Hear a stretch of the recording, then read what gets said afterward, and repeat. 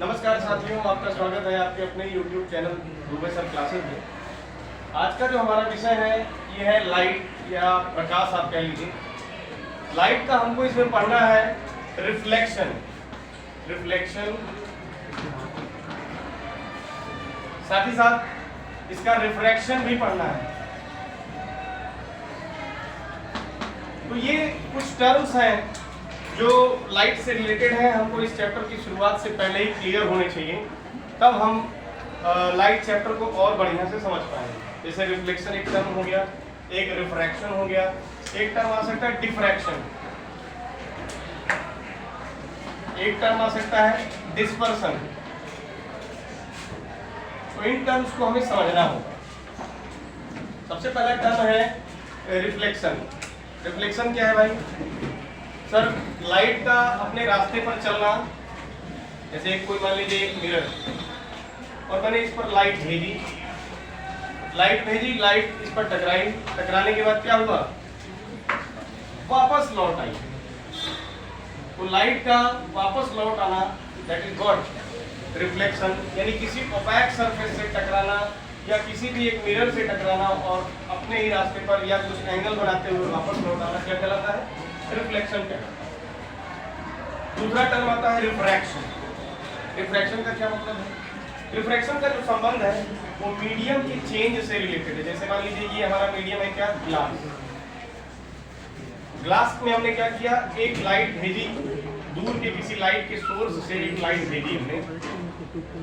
तो लाइट भेजी किस पहले मीडियम में गई? सर पहले तो एयर में गई। एयर के बाद लाइट कहाँ जा रही है सर? ग्लास में जा रही है। तो लाइट को जाना तो सीधे चाहिए था, लेकिन वो क्या हुई? अपने रास्ते से, क्योंकि मीडियम चेंज हुआ तो अपने रास्ते से क्या हो गई? डाइवर्ट हो गई या बेंड हो गई, थोड़ा सा मुड़ जाना ही क्या कहलाता है? रिफ्रैक्शन। तीसरा है डिफ्रैक्शन। डिफ्रैक्शन टर्म भी आपके एनसीईआरटी की बुक में यूज हुआ है। डिफ्रैक्शन शब्द का मतलब ये होता है कि सर किसी एक ऑब्जेक्ट से होकर के जब हम लाइट को गुजारते हैं, लाइट के लिए एक टर्म यूज होता है कि light travels always in straight line. Generally light कैसे ट्रेवल करती है? स्ट्रेट लाइन में। लेकिन हुआ क्या कि जब कोई ऑब्स्टेकल रास्ते में आ जाता है लाइट के, तो लाइट क्या करती है? इसकी सराउंड भी हो जाती है और इधर भी लाइट पास ऑन होती है। तो ऐसे केस में लाइट क्या होती है? स्ट्रेट लाइन पास ऑन नहीं होती है, और लाइट की इस प्रवृत्ति को क्या कहते हैं? डिफ्रैक्शन। एक और फिनोमेनन है डिस्पर्सन। डिस्पर्सन आपने पढ़ा होगा कि सर लाइट क्या होती है? जब ट्रायंगुलर प्रिज्म से होकर के गुजारी जाती है तो क्या होती है? अपने 7 कॉन्स्टिट्यूएंट कलर्स में बट जाती है, या लाइट क्या हो जाती है? स्प्रेड अप हो जाती है। This is called what? Dispersion. तो ये 4 मुख्य बिंदु हैं जो हमने समझे आज। इसके बाद लाइट से रिलेटेड कई वैज्ञानिकों ने अपने अपने समय में अलग अलग कॉन्सेप्ट दिए, उसको भी हम समझते हैं। वैज्ञानिकों ने सबसे पहले ये कॉन्सेप्ट दिया कि जो लाइट है आपकी वो वेव के नेचर की होती है। वेव नेचर, वेवी नेचर में लाइट चलती है। जैसा कि आपने साउंड का नेचर सुना है, इस नेचर की लाइट होती है। कुछ दिनों तक ये थियरी पॉसिबल रही, लेकिन जब नए नए रिसर्च होने लगे तो कंफर्म हो पाया कि light do not travels in the form of wave. तो ये हाइपोथेसिस फेल हो गई। उसके बाद अगली हाइपोथेसिस वैज्ञानिकों ने दी, light travels in the form of particles. सूर्य से जो लाइट आ रही है वो तो छोटे छोटे कणों के रूप में आ रही है। कुछ दिन तक ये भी मान्यता बनी रही, लेकिन कुछ समय के पश्चात जब नए नए रिसर्चेज होने लगे, जब मॉडर्न क्वांटम थियरी आ गई। मॉडर्न क्वांटम थियरी क्या कहती है? ये पार्टिकल नेचर बता रहा था पहले ही। मॉडर्न क्वांटम थ्योरी आई जब, तो ये पार्टिकल नेचर वाला या ये वेव नेचर वाला, ये दोनों थ्योरी क्या हो गई? फेल हो गई। क्यों? उसमें क्या कहा गया कि light doesn't travels either in the form of wave, neither in the form of wave, nor in the form of particle, but light travels in the form of packets of energy. Packets of energy, ऊर्जा के छोटे छोटे packets के रूप में light क्या होती है? एक जगह से दूसरी जगह ट्रेवल करती है। तो ये तो लाइट की कुछ खासियत हो गई। अब लाइट के रिफ्लेक्शन का इतना बड़ा प्रभाव आप देख रहे हैं, कोई भी वस्तु जो आपको विजिबल है that is possible only because of light. जब लाइट आपके चेहरे पर पड़ रही है तभी आपका चेहरा कोई दूसरा व्यक्ति देख पा रहा है। तो लाइट के ये बेसिक फिनोमेनन है जो हमें समझने जरूरी है। आगे बढ़ते हैं हम इसी श्रृंखला में और लॉ ऑफ रिफ्लेक्शन को समझते हैं। What is the law of reflection? Law of reflection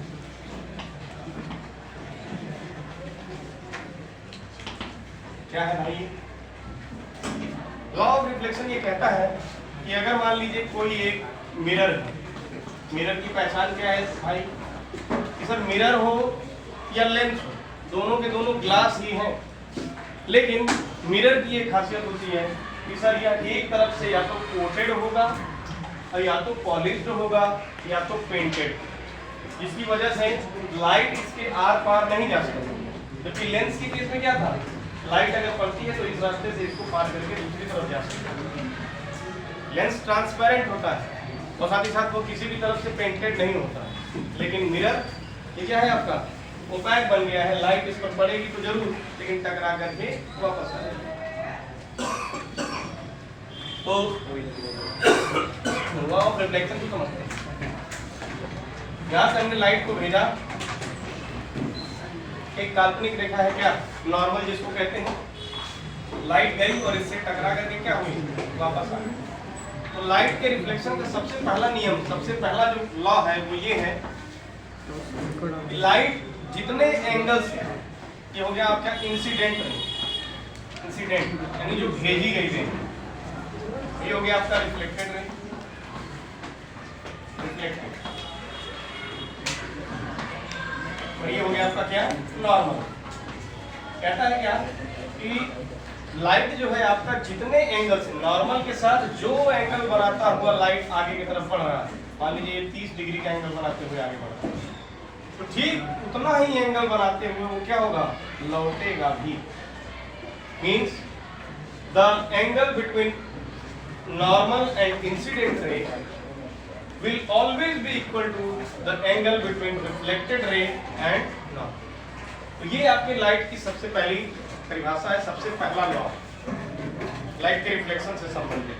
दूसरा लॉ क्या कहता है? कहता है कि चाहे ये इंसिडेंट रे हो, इंसिडेंट मतलब जाने वाली रे, और चाहे ये लौटने वाली रिफ्लेक्टेड हो, या ये काल्पनिक रेखा जिसको हम नॉर्मल कहते हैं, जो इस सरफेस से 90 डिग्री पर जनरली बनाया जाता है, ये तीन के तीनों क्या होंगे, प्लेन के किसी एक ही तरफ रहेंगे। Means incident ray, normal and reflected ray all remains in the और all lights in the same plane. तो ये हो गया आपके लाइट के रिफ्लेक्शन का दोनों नियम। अब आगे बढ़ते हैं, प्लेन मिरर के बारे में जरा कुछ बातें पढ़ते हैं। What is a plane mirror? तो प्लेन मिरर क्या है भाई? ये वही साधारण मिरर है जो आप अपने घरों में इस्तेमाल करते हैं। इसको समझना बड़ा ही आसान है, इससे रिलेटेड 2-4 पॉइंट हैं जो आपको समझने होंगे। प्लेन मिरर, प्लेन मिरर बिल्कुल सीधा साधा मिरर, ये है आपका प्लेन मिरर। प्लेन मिरर की कुछ खासियत है जो हमको पता होनी चाहिए, तब हम इससे आगे स्फेरिकल मिरर की तरफ बढ़ेंगे। जैसे सबसे पहली खासियत ये है कि सर अगर कोई हमारा ऑब्जेक्ट है जो प्लेन मिरर के सामने खड़ा है, तो उसकी इमेज कैसी बनेगी प्लेन मिरर पर? तो इसके लिए सबसे पहला पॉइंट ये होगा कि सर जो इमेज होगी सेम साइज की होगी, बिल्कुल उसी के साइज की, जितना बड़ा ये ऑब्जेक्ट है उतना ही बड़ा उसकी इमेज भी बनेगी। दूसरा, जो ऑब्जेक्ट का डिस्टेंस है, ये जो ऑब्जेक्ट है इससे मिरर की जो दूरी है, बिल्कुल उतनी ही दूरी पर मिरर के अंदर उसकी इमेज भी बनेगी। तो सेम डिस्टेंस, इससे रिलेटेड एक बार बोर्ड एग्जाम में सवाल भी पूछ दिया, कहा गया कि सर एक जो ऑब्जेक्ट है, उस ऑब्जेक्ट की उसके इमेज से जो दूरी है, ऑब्जेक्ट की इमेज से जो दूरी है वो 80 मीटर की है। तो आप बताइए जो हमारा ऑब्जेक्ट है वह मिरर से कितनी दूरी पर खड़ा है? इसका जवाब हो जाएगा सर यह कितनी दूरी पर है, 40 मीटर की दूरी पर है। आगे देखते हैं तीसरा पॉइंट, सर ये जो अगर स्पीड की भी बात करते हैं, अगर मान लीजिए इसके सामने से एक घोड़ा दौड़ते हुए जिस स्पीड से आ रहा है तो उसकी इमेज भी उसी स्पीड से दौड़ती हुई आएगी अंदर की तरफ, तो सेम स्पीड भी होती है। चौथी खासियत क्या है प्लेन मिरर की? सर चौथी खासियत ये है कि जो हमारा ऑब्जेक्ट है, जो इसकी इमेज बनेगी वो हमेशा इरेक्ट बनेगी। इरेक्ट बोले तो सीधा सा, सीधी इमेज बनेगी। इमेज कभी भी कैसी बनेगी? इससे प्लेन मिरर से सीधी, यानी सर अगर ऊपर है पैर नीचे तो सर ऊपर ही रहेगा, पैर नीचे ही रहेगा। अभी जब हम केस पढ़ेंगे कॉनकेव मिरर का तो उसमें क्या हो जाएगा, उल्टे इमेज भी बनते हैं, तो हम आगे समझेंगे। तो ये प्लेन मिरर की ये एक खासियत हो गई। जो पांचवी इसकी खासियत ये है कि यहाँ जो इमेज बनती है आपके प्लेन मिरर पर, ये कैसी होगी? इरेक्ट तो होने के साथ साथ आपकी वर्चुअल होगी। वर्चुअल का क्या मतलब है भाई? सवाल पूछा जाता है व्हाट इज वर्चुअल? आभासी, यानी इस इमेज का सिर्फ आभास होगा। इस इमेज को आप स्क्रीन पर नहीं ले सकते। जैसे मान लीजिए हम किसी एक नाई की दुकान पर एक शीशे के सामने खड़े हैं और पीछे एक बंदा या वो नाई ही क्या करता है, एक पर्दा लगा करके खड़ा है मेरे, तो मेरी जो इमेज शीशे पर आ रही है वो इमेज शीशे से रिफ्लेक्ट होकर के उस पीछे लगे हुए पर्दे पर नहीं आएगी। The image that can not be obtained on the screen is called as virtual image, और जो स्क्रीन पर आ सकती है उसको क्या कहते हैं? Real image. तो ये जनरली कैसा इमेज बनाता है प्लेन मिरर? हमारा वर्चुअल इमेज बनाता है। एक सबसे महत्वपूर्ण पॉइंट है इसका, लेटरली इन्वर्टेड। हमारी इमेज होगी कैसी होगी भाई? Laterally inverted. इसका मतलब ये है कि जो लेफ्ट साइड में चीजें दिखाई दे रही हैं वो राइट साइड में दिखाई देंगी। अगर मान लीजिए मैं एक नोज रिंग पहनता हूँ लेफ्ट साइड में, तो मेरी नोज रिंग शीशे में किधर दिखाई देगी? राइट साइड में। एक घड़ी मैंने लेफ्ट साइड में पहनी है तो शीशे में देखूंगा तो वो राइट हैंड में दिखाई देगी। ये एक प्लेन मिरर की सबसे महत्वपूर्ण खासियत थी। प्लेन मिरर से सवाल पूछा जा चुका है, या प्लेन मिरर के बारे में एक्सप्लेन करने के लिए 2 से 3 नंबर का आपके बोर्ड के एग्जाम में पूछा जा सकता है, एक इंपॉर्टेंट टॉपिक। आइए आगे बढ़ते हैं, अब स्फेरिकल मिरर के बारे में समझते हैं। स्फेरिकल मिरर नाम से ही स्पष्ट है कि एक ऐसा मिरर जो कैसा नेचर में होगा? स्फीयर नेचर से। मान लीजिए एक स्फीयर, आप स्फीयर समझते हैं, स्फीयर और सर्किल में अंतर भी समझते हैं। स्फीयर एक 3D स्ट्रक्चर होता है, जैसे आपकी क्रिकेट की बॉल या वॉलीबॉल या बास्केटबॉल, तो ये स्फीयर हो गया। और अगर कोई मिरर इसको काट के बनाया जा रहा है, जैसे हमने इस स्फीयर को काट दिया और इसको मिरर बना दिया, तो ऐसे मिरर को क्या कहते हैं? Spherical mirror. और यह 2 प्रकार के होते हैं। पहला, मान लीजिए हमने एक बनाया, पहला ये है आपका ये मिरर। हमने क्या किया, ये जो कटा हुआ हिस्सा था इसको पीछे से पेंट कर दिया, पीछे से पेंट कर दिया। तो अब आप देखेंगे ध्यान से अगर, तो ये गहरा स्ट्रक्चर जो बना हुआ है, गहरे को क्या कहते हैं भाई? केव, गुफा। इसके आगे कॉर्नर लगा दीजिए।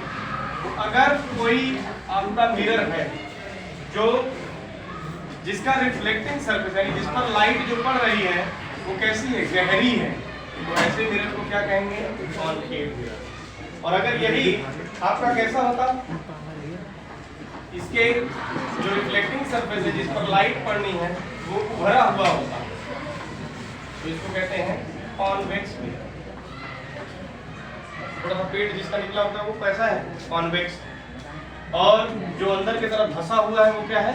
कॉनकेव। ये चीज आपको ट्रिक से समझनी है। केव जिसमें लगा है वो बाहर से कैसा होगा? धंसा हुआ सा होगा। इस ट्रिक से आप याद करें, कई बार हम कंफ्यूज हो जाते हैं। तो कॉनकेव और कॉन्वेक्स मिरर हमने समझ लिए। अब इससे रिलेटेड कुछ और टर्म्स पढ़ते हैं कि सर इनका क्या करना है। देखिए, ये जो मिरर है ये कई प्रकार से इमेज बना सकते हैं, जिनको हमें समझना जरूरी है। सबसे पहला, कॉनकेव मिरर के बारे में हम कुछ इंपॉर्टेंट टर्म्स हैं जिन्हें हमें समझना जरूरी है। आइए जरा देखते हैं वो टर्म्स क्या क्या है। सबसे पहली चीज तो ये हो गई, हमने एक मिरर बनाई है, ये हो गया मिरर। तो जो मिरर का केंद्र बिंदु है ये, इसको हम कहते हैं पोल। क्या कहते हैं? ये हो गया पोल। फिर क्योंकि ये मिरर स्फेरिकल मिरर है तो आज नहीं तो कल कभी ये ऐसा था कि ये एक स्फीयर का भाग तो इस काल्पनिक स्फीयर के सेंटर को कहते हैं सेंटर ऑफ कर्वेचर, और इसको डिनोट करते हैं C से, और इसको डिनोट करते हैं P से। इसको क्या कहेंगे भाई? Centre of curvature, centre of curvature.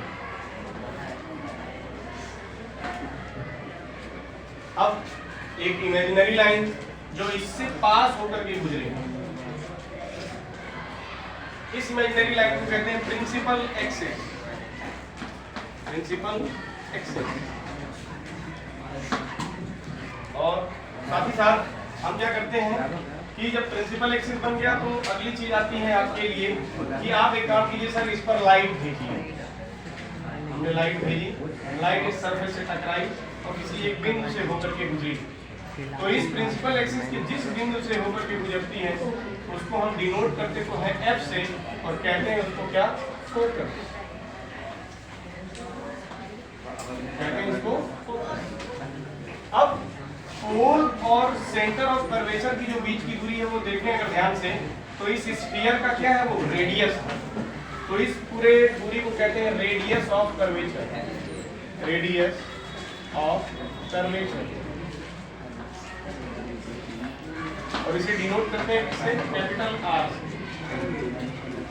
और इस फोकस और इस पोल की जो बीच की दूरी है इसको कहते हैं focal length, focal length, focal length. तो फोकल लेंथ इसको डिनोट करते हैं स्मॉल f।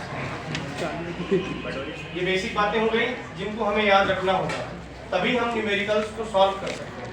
जैसे मैं एक छोटा सा एग्जांपल देता हूँ, एक इन दोनों के बीच संबंध है। आप जरा ध्यान से अगर देखें तो ये जो आपका रेडियस ऑफ कर्वेचर है ये फोकल लेंथ के 2 गुने के बराबर है, लगभग 2 गुने के बराबर, या कह लीजिए 2 गुने के बराबर। तो इसके लिए एक फॉर्मूला दे रखा है, R is always equal to 2F।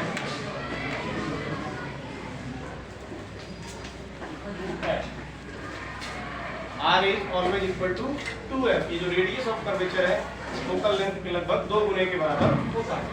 इस पर देख एक सवाल दे दिया, मान लीजिए आपसे क्या कहता है कि सेंटर ऑफ कर्वेचर जो है, या आपके लिए रेडियस ऑफ कर्वेचर जो है वो है आपका 40 सेंटीमीटर का।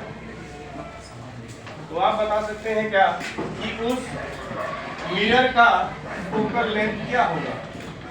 तो हम ऐसे केस में क्या करेंगे, जहाँ R लिखा था वहाँ 40 लिख देंगे, 2F के बराबर तो 2F लिख देंगे, F को यहीं रोक देंगे, 2 को इधर ले जाएंगे, F इज इक्वल टू 40/3 बराबर 20। तो आपका आ जाएगा 20 सेंटीमीटर आपका क्या है? फोकल। तो उम्मीद है दोस्तों आपको ये वीडियो पसंद आया होगा, और भी चीज़ें अभी आगे हम डिस्कस करेंगे नेक्स्ट वीडियो में। Thank you.